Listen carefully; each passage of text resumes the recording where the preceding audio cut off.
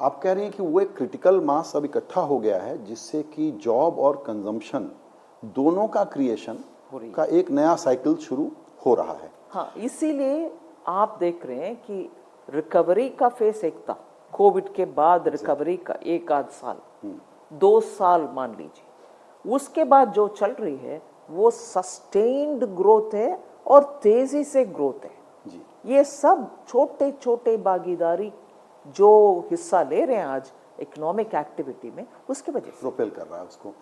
Ma'am आपसे मैं उस दिन प्रधानमंत्री जी ने अयोध्या में सोलर सिटी बनाने की बात कही थी, तो सोलर सिटी हाउसिंग लखपति दीदी पर भी बात करना चाहता हूं, लेकिन चूंकि हम लोग मैक्रो पे हैं तो एक दो सवाल और ले लेते हैं। वो ये है कि इंतज़ार था सबको कि कैपेक्स तो आप चूंकि पिछले साल 30-35% बढ़ा था तो इस बार ज़्यादा बढ़ाएंगी, और आप ही का सरकारी डेटा बताता है, आपने एक जगह जिक्र भी किया कि 1 रुपया लगाओ अगर इंफ्रास्ट्रक्चर पे तो 3 रुपया ऐड होता है जीडीपी में, जबकि डीबीटी से 90 पैसे ऐड होते हैं।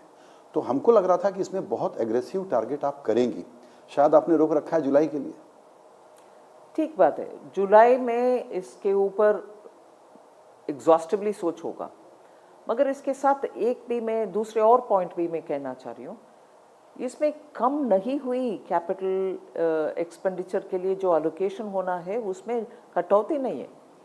आप जब लो बेस से 30% के इंक्रीज देख लिया, आपको ये लगता है 11% इंक्रीज इज नॉट बिग, मगर वो हायर बेस से हो रही है। Already 10 lakh crore capital expenditure के लिए देने के बाद और 11% इंक्रीज करना आपको लगता है 30% जैसे नहीं, ये छोटा है, मगर 11 लाख करोड़ तक पहुंचे हैं। अग्री। और इसमें आप जितने भी कैपिटल एक्सपेंडिचर के लिए पैसा डालोगे, ये भी है कि अब्जॉर्प्शन कैपेसिटी को भी हम मन में रखना चाहिए।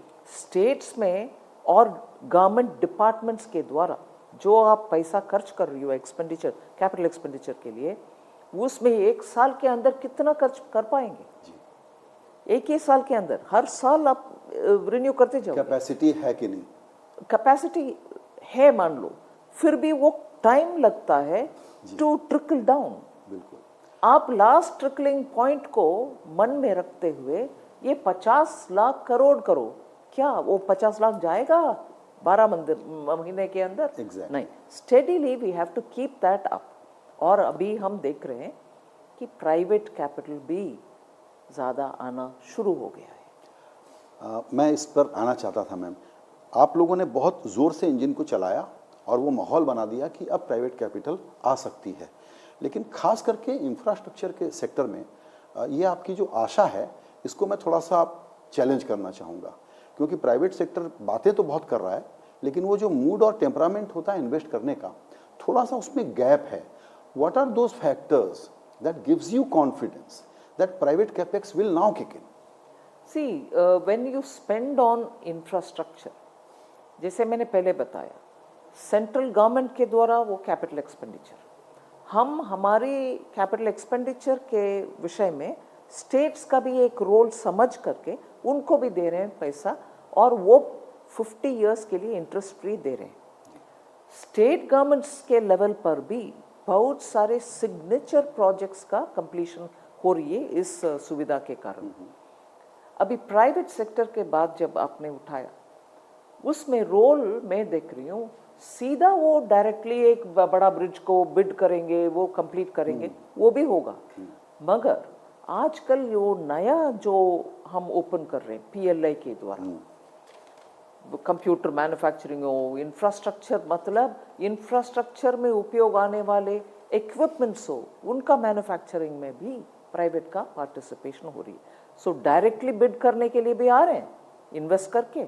दूसरा, उस इंफ्रास्ट्रक्चर बनाने के लिए जितने भी मशीनरी चाहिए उसमें भी प्राइवेट सेक्टर का इन्वेस्टमेंट हो रही है जी।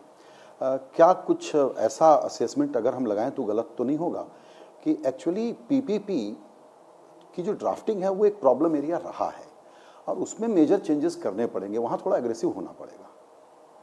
सुझाव लेती हूँ, बिल्कुल, मैं पहचानती हूँ भी कि ऐसे प्रॉब्लम है, हाँ, काम बाकी है उसमें। जी बिल्कुल।